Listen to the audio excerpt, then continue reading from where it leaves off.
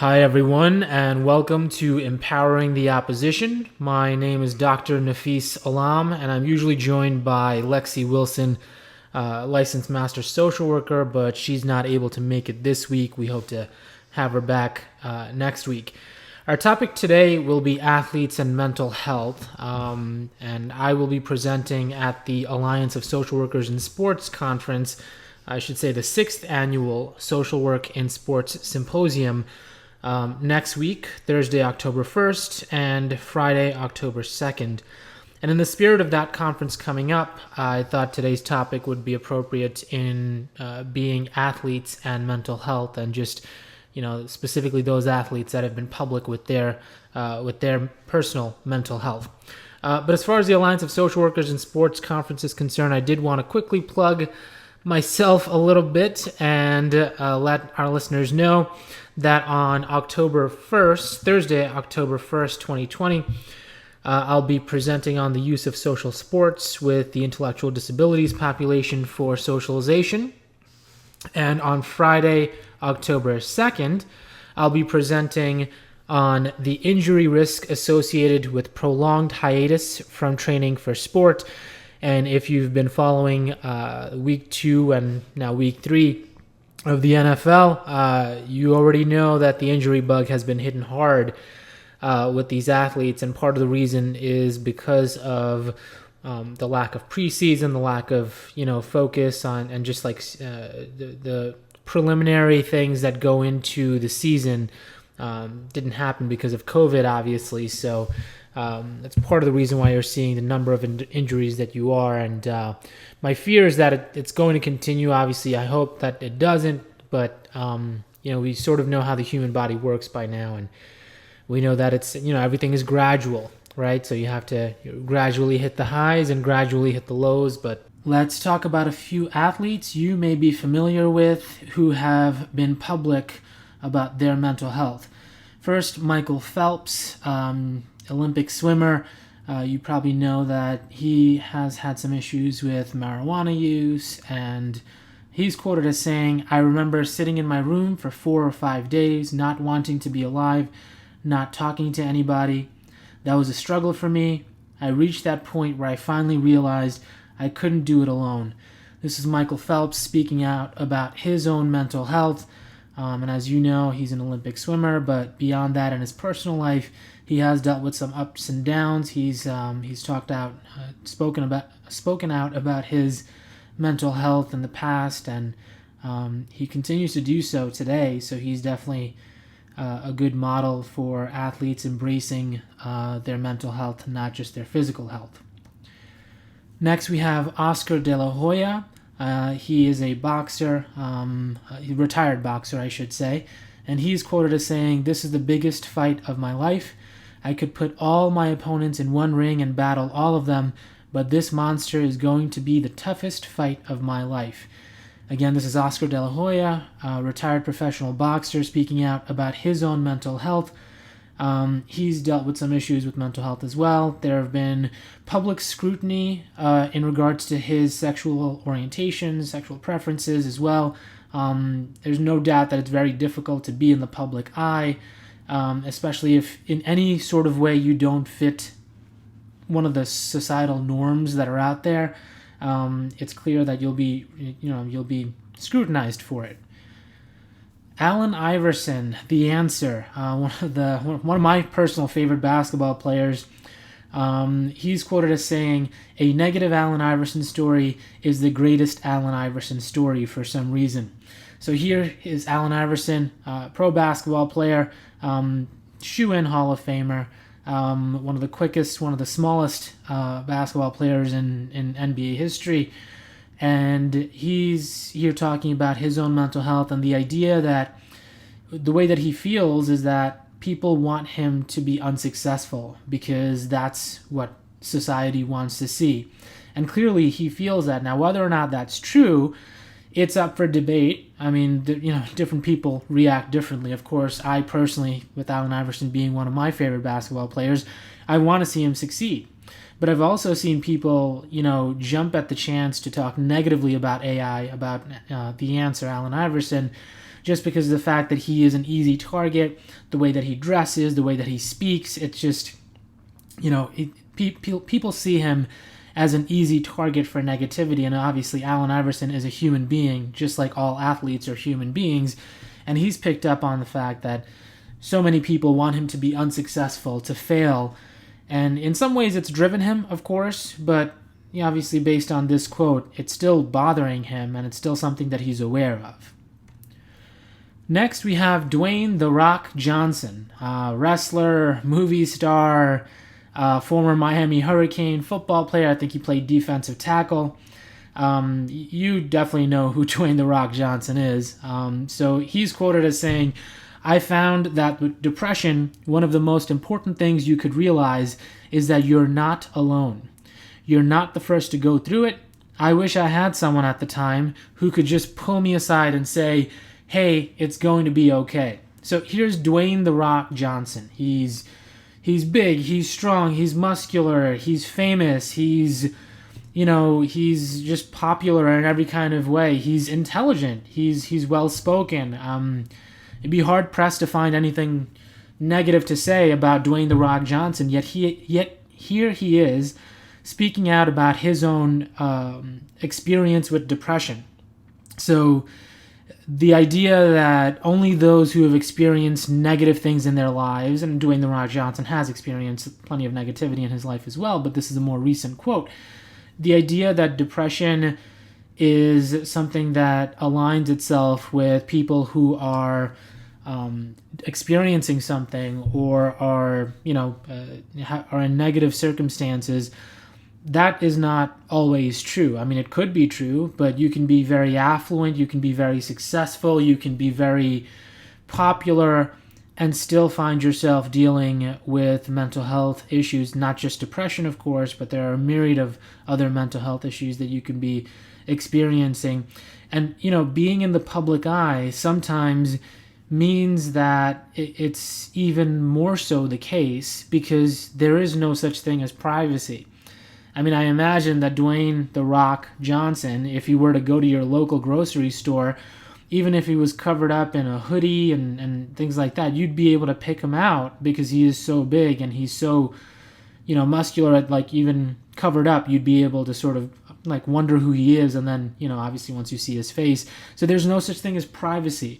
And many of us, we deal with a lot of things privately. And we go through a lot of things privately, and then we come out better for it. So this way, when we enter back into the public arena, no one knows what we've dealt with in the dark before we get into the light. What happens when the light is on you all the time? You don't get a chance to have a private life. You don't get a chance to deal with things, whether it's internal or external, with your family, with your friends. You don't get a chance to do that without being in the light, which can obviously lead to several kinds of mental health issues. Next, we have Andrew Luck. Andrew Luck recently retired, a quarterback for the Indianapolis Colts. He's quoted as saying, "I was a sad, miserable human.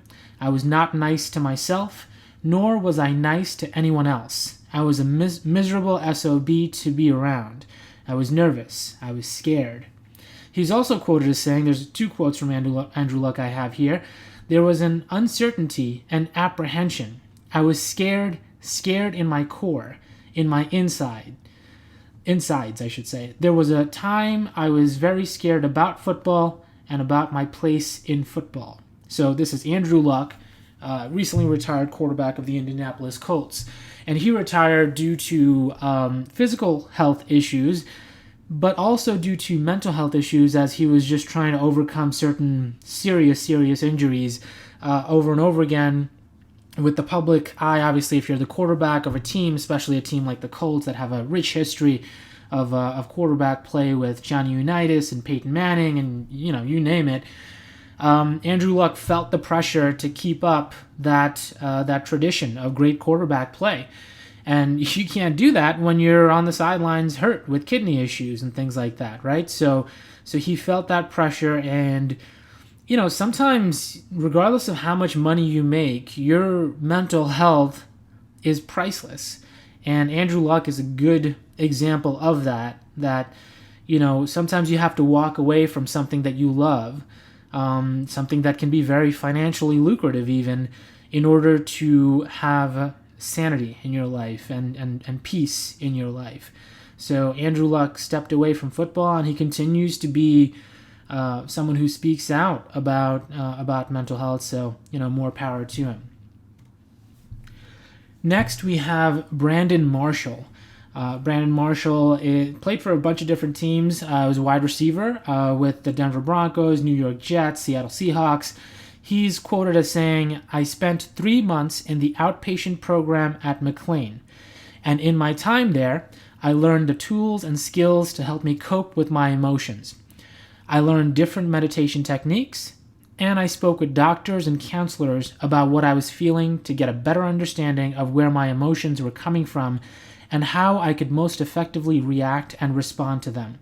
Those 3 months changed my life."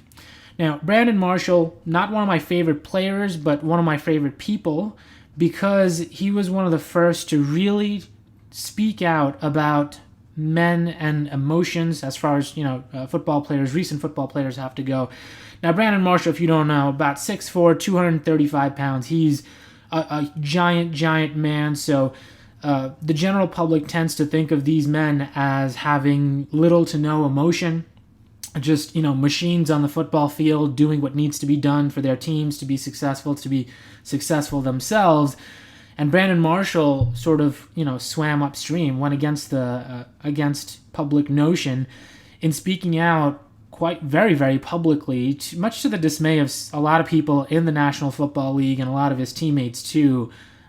He was, I remember, I don't have the quotes here, but he was called soft, he was called volatile, he was sort of called things that would be negative to having him in the locker room. So he had, he was looked at as someone that you might not necessarily want to have in the locker room, even though he was a talented player, all because of the fact that he was so vocal and so outspoken about his own mental health. Again, this is a guy who is just ridiculously successful in what he does, and that doesn't make you immune. It certainly didn't make Brandon Marshall immune to experiencing mental health issues. So this happens to many people, regardless of success, regardless of who you are and what you've achieved. Finally, we have Zack Greinke. He's a pitcher pitcher in the MLB. He's bounced around a couple of different teams. And he spoke out about taking psychotropic medication, on taking Zoloft specifically. He's quoted as saying the following: "It hasn't been hard since I started taking the medicine. I don't know if I got lucky or what. I wish I knew about it before. I didn't know there was something for it. I used to read self-help books trying to make myself better." So if you don't know Zack Greinke, he deals with social anxiety. He has dealt with social anxiety for a very long time. I think, all of his recorded history shows that being the case. And he's a pitcher. So when he's on the mound, he is the center of attention. But when he's pitching, he's just doing his thing and he's able to focus, zone in on what he needs to do without the crowd getting to him. But when people come up to him, say hi to him, and just try to interact with him outside of, the baseball diamond, he gets very anxious, and he's been taking Zoloft for that for some time now, and this is him, being quoted on that. So one of the things about Zack Greinke is that, fans and, society can sometimes be ruthless, and fans especially, in order to get an advantage, a strategic advantage playing whatever sport that they're playing. Here we're talking about baseball. They'll say or yell or chant whatever they'll need to do. So I think it was against the Yankees when Zack Greinke was pitching against the Yankees in New York. A lot of fans were sort of, yelling out and making fun of his social anxiety in order to be able to get into his head so that he'd pitch poorly, and then obviously the Yankee batters would then go hit home runs off of him or something like that, and then, the Yankees would be able to win. So it's important to note that being outspoken about your mental health as an athlete comes with the added disadvantage of not only just, how the public sees you, but how the public can weaponize that against you. So they'll come to your basketball games, they'll come to your football games, they'll come to your baseball games, and of course, other sports that I haven't covered here. They'll come and they'll use that in order to get you to play less than what you're capable of playing, to a quality that is less than what you're capable of playing, so that their favorite team can have the upper hand. So I don't know of many other professions where this would be okay, obviously. You obviously can't legislate it out of the game. You can't police what fans say. So it's something to be aware of. Athletes deal with a lot. I'm not going to say that athletes, don't have a great life. Of course they do. Many of them get paid millions of dollars. So the money is usually there. The status is there. You can walk into anywhere and be recognized and celebrated. So, it's not like a woe is me type of thing when it comes to athletes. But it is important for us to realize that with all of that good comes some added bad that the general public, myself included, might not have to deal with, because I'm not in the public eye and maybe you're not in the public eye either. So you can have a private life. You can do things without being the subject of ridicule. You can get help for your mental health issues and concerns and things like that without other people weaponizing that against you, where your coworker or the other firm across the street is going to use your mental health against you in order to gain an upper hand or a strategic advantage. That's likely not going to happen. Well, that's all the time we have for today. I'm Dr. Nafis Alam, and this has been Empowering the Opposition. See you next time.